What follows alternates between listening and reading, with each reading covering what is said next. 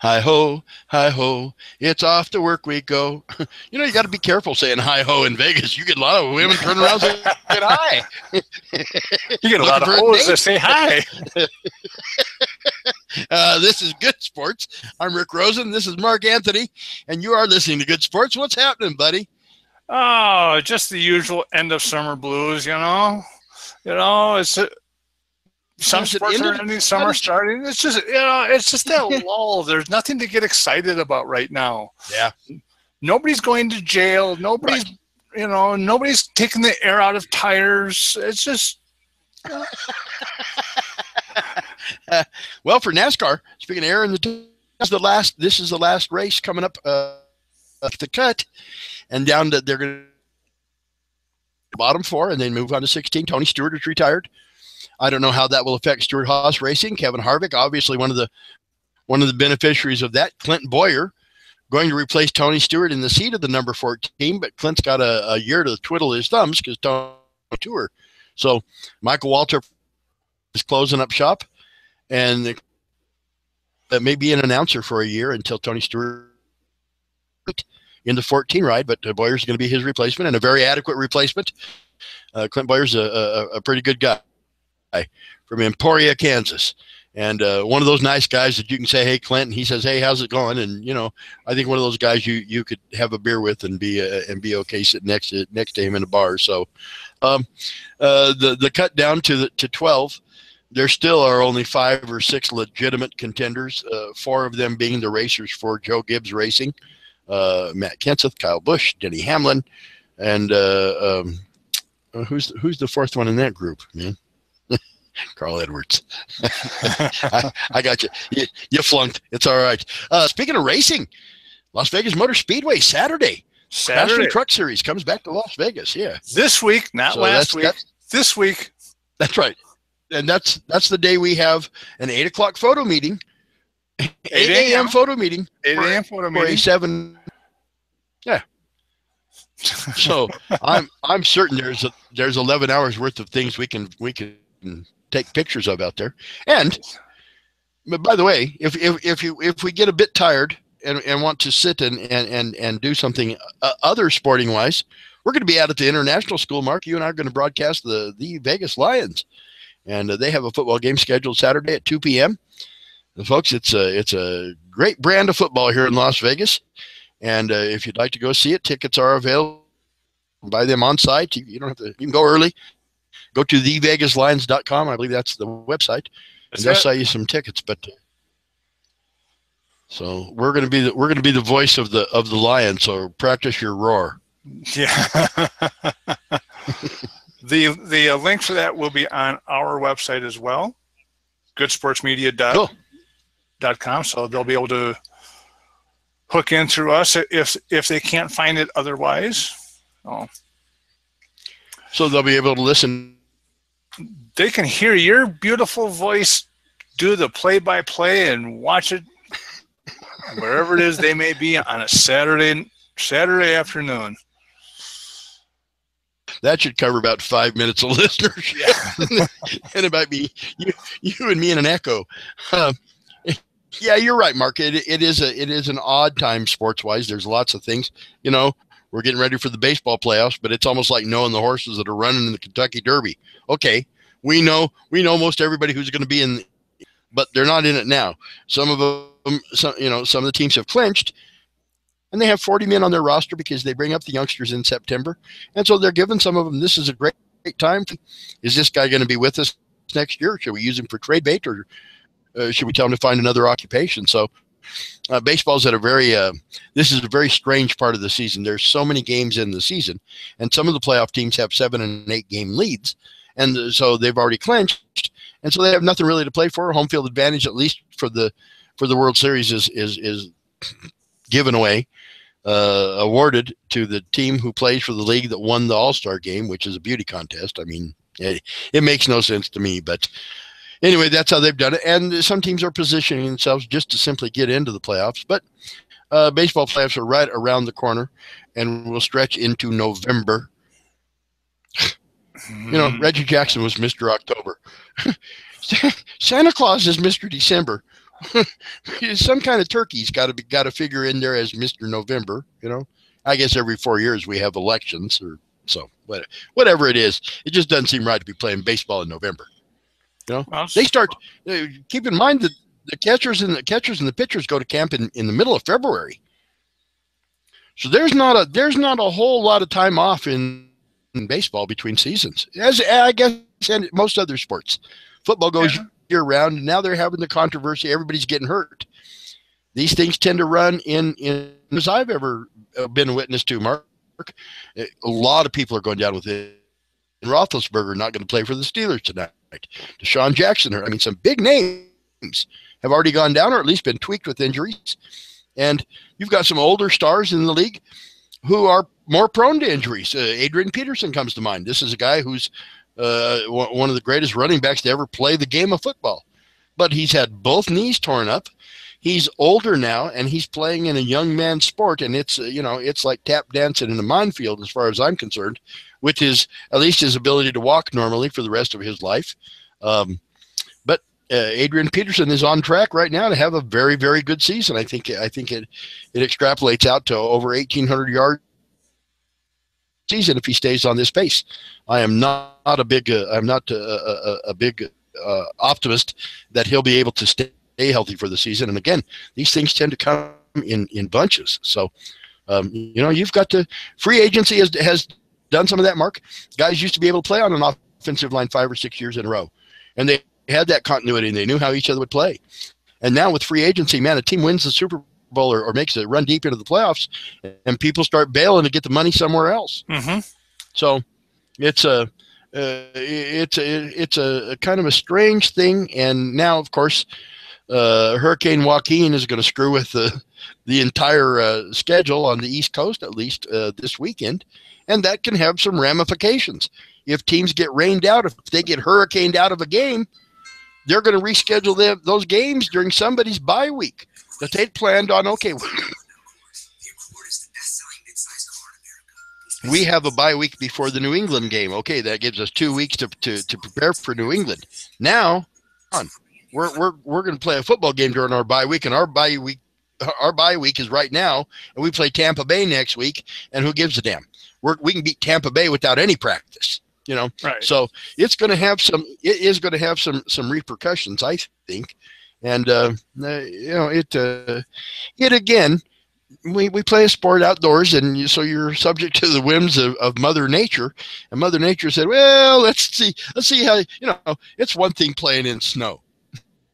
It's another thing playing in 8 inches of rain while it's raining. It doesn't rain all 8 inches at once, but it rains enough to absolutely affect the games. And bookies hate it. But I will say this: everybody has a theory. You'll hear guys, you stand at the race and sportsbook, and every other guy will have the opposite theory. Guy will say, well, it's going to be, obviously it's an over because the defender near as much as the offensive players can. And so they're at a disadvantage. All right, there's some validity to that. And then the next guy will tell you, well, man, nobody can score in the rain, can't complete a pass, can't throw a pass, everything bops up in the air and blah, blah, blah. And so your offense or so your running backs can't run, your people can't block up front because they're heavy and they're missing out and blah, blah, blah. And it's going to be an under. And so if you just would hold the money between those two guys, you would get to score what everybody else does. And that is, you get the vigorish. You get that difference between what they bet and what they get to take. So a lot of things going on, but nothing has really. The cap is still on the volcano, but in the not too distant future, it's going to blow right off of there. Speaking of football, Mark, the federal court of appeals. Yeah, they asked them to expedite the appeal of Tom Brady. Well, you read things between the lines, and particularly when it comes to the legal profession. I'm not real big on all the things that they do for the reasons they do them.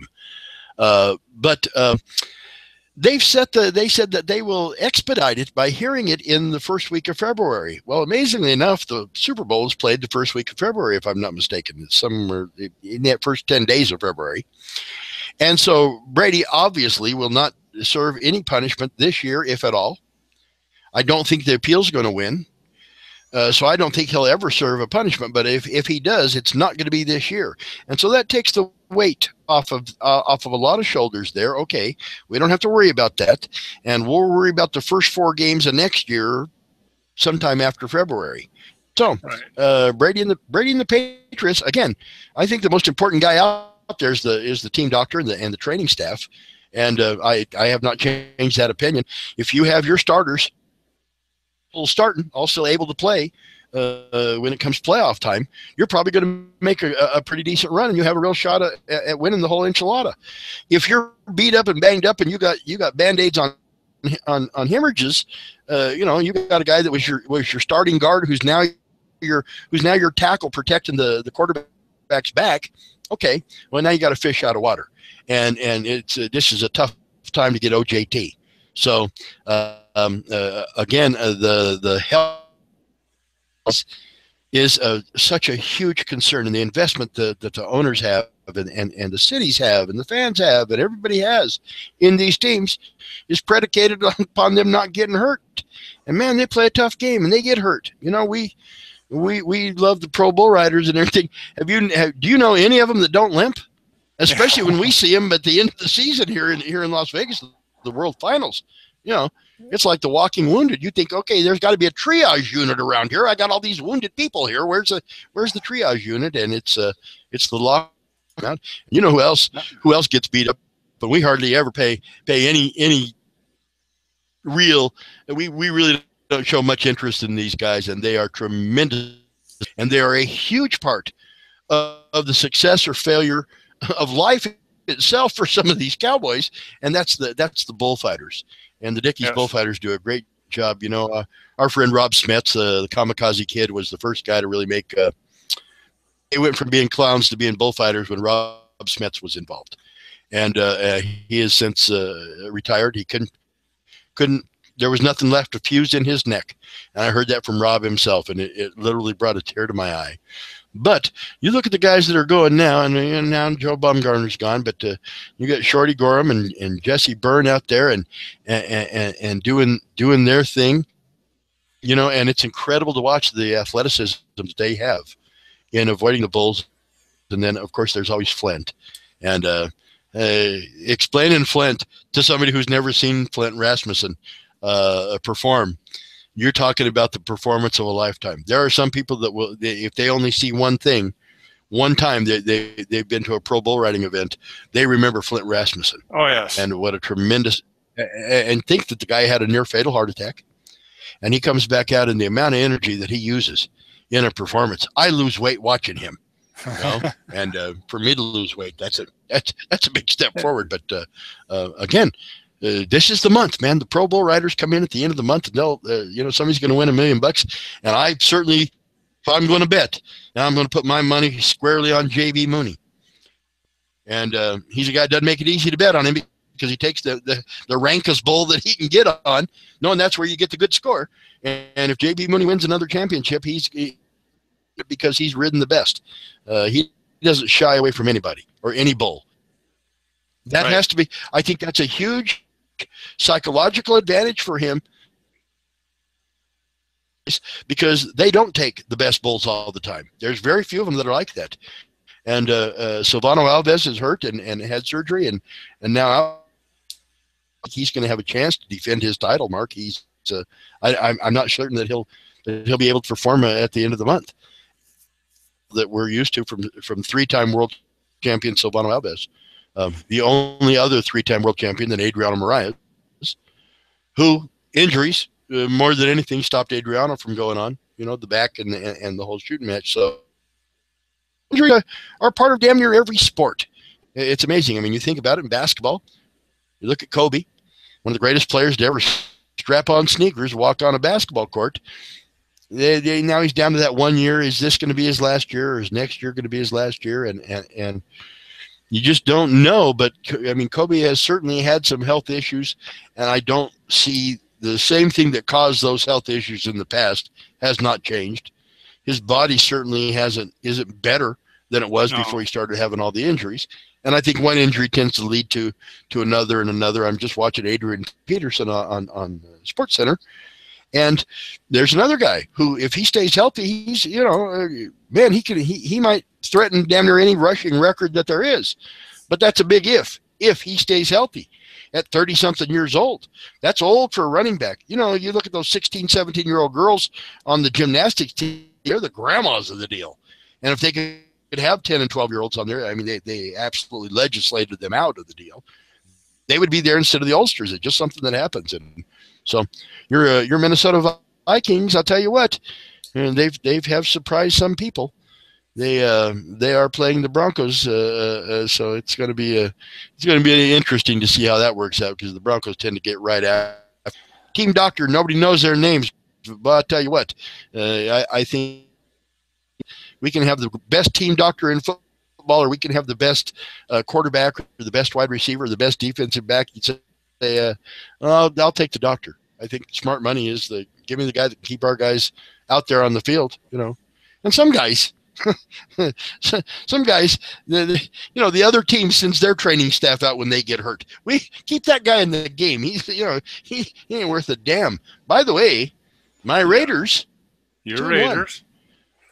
The Raiders 2-1. They're over and under for total wins for the season is 6.5, and they're already 2-1.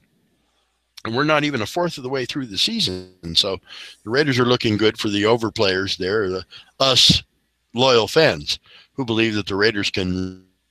They now finally have a real Raider at coach, and it's a guy who never played for the Raiders, Jack Del Rio, wrote at USC, and was a head coach before Jacksonville, and now was with Denver, was interim to there, and did some things, and certainly a big difference in the Denver Broncos' success. He got the Raiders job, and much like Joe Madden did when he took over the Cubs, he said, okay, we're doing it different. We're doing it my way, and you do it my way, and if it doesn't work, I'll take the heat, but you're going to do it my way, or you're going to be on the highway. And when Jack Del Rio said it, I think they respect him, because he did play for a long time in the league. And he did, he's had some of the greatest coaches coach him and also be on his staff, and that he's learned from, and he knows the game inside and out. And as a Raiders fan, I'm glad they got Jack Del Rio. I'm sorry that the Broncos lost him, because he was a big part of that, but he taught his assistants well, and I guess that's kind of what happens. Success means that not only does it breed success, frequent flyer miles for guys to go somewhere else and cash in on the deal. So, they're having preseason games in hockey. The basketball teams are already up and running and beating up on each other. We got football going on. Everybody's still in the hunt. Even if you're 0-3, you still have not a real good shot, but a shot at turning things around. So we've got all four major sports going at one time. Yep. And nothing really happening. And not to mention NASCAR and the Pro Bowl riders and everything. So yeah, we're down to, all right, somebody wave the green flag and let's get these things started, man. Let's do something, damn it. Yeah, that's right. Let's get it done. Mark, as we speak about safety and health and those kind of things and their impact on sports, you and I have been most fortunate to be able to meet one of the most amazing, incredible men I have ever had the honor to meet, and that is Dr. Dean Sicking. And if that name doesn't ring a bell and you're a racing fan, it better ring your bells real quick. This is the man who invented the safer barrier, steel and foam energy reduction.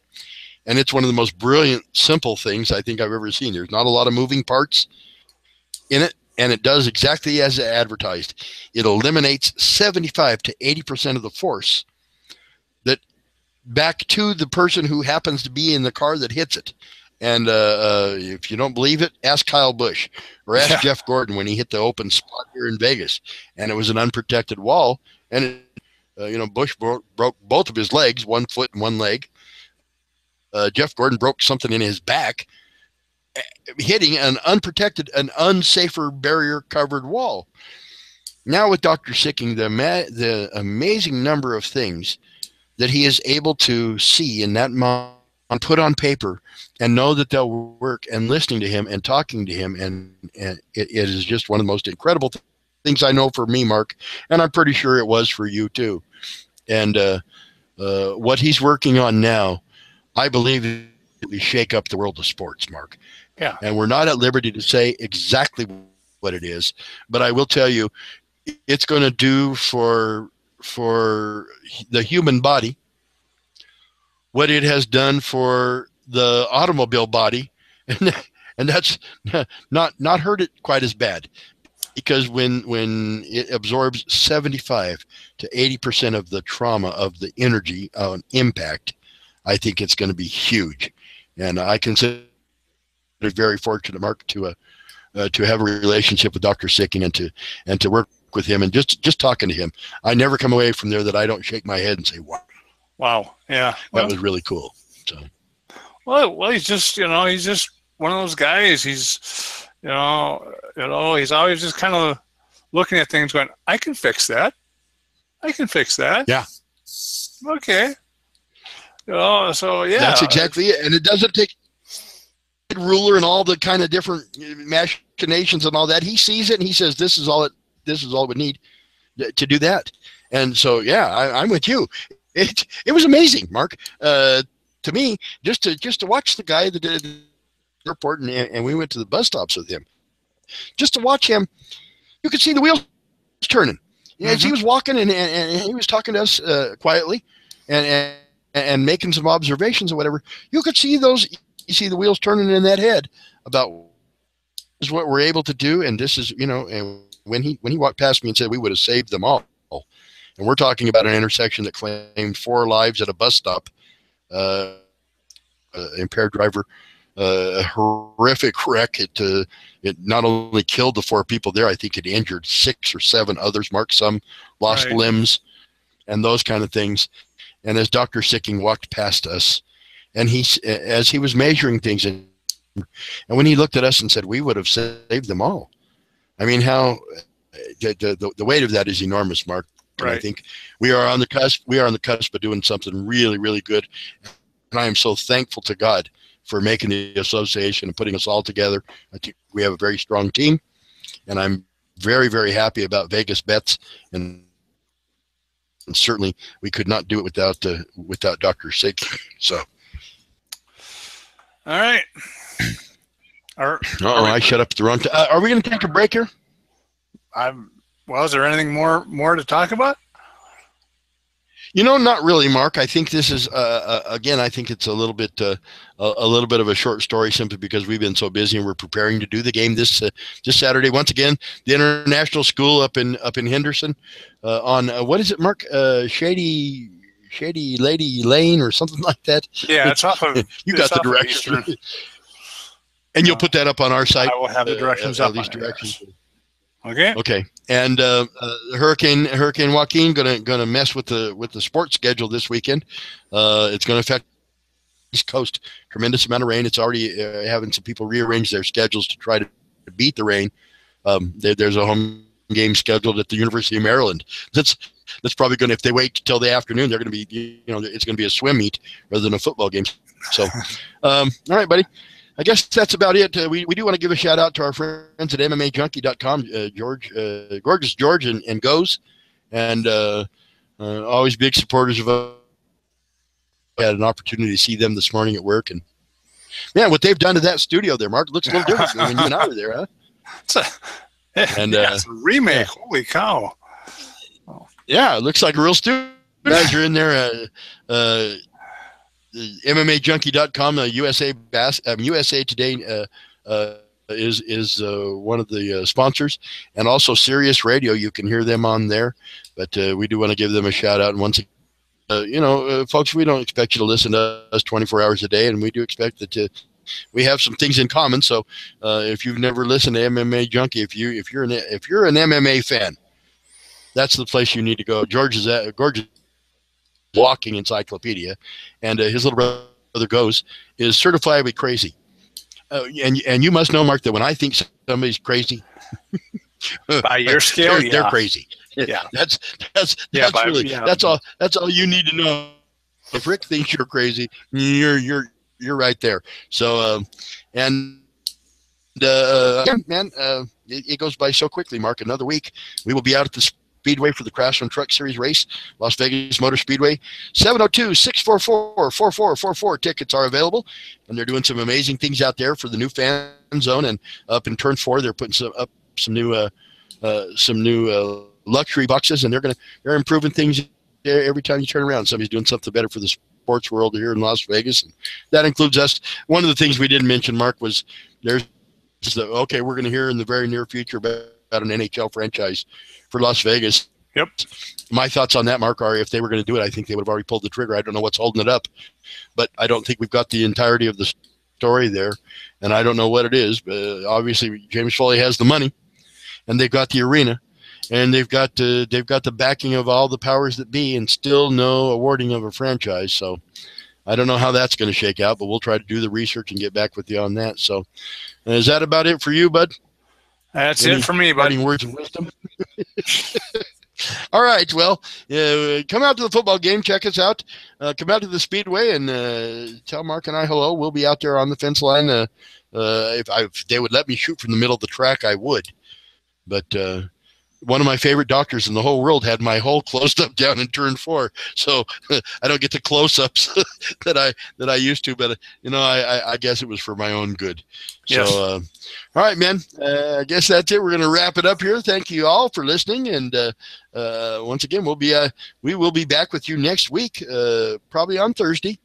At our usual time, 11 o'clock.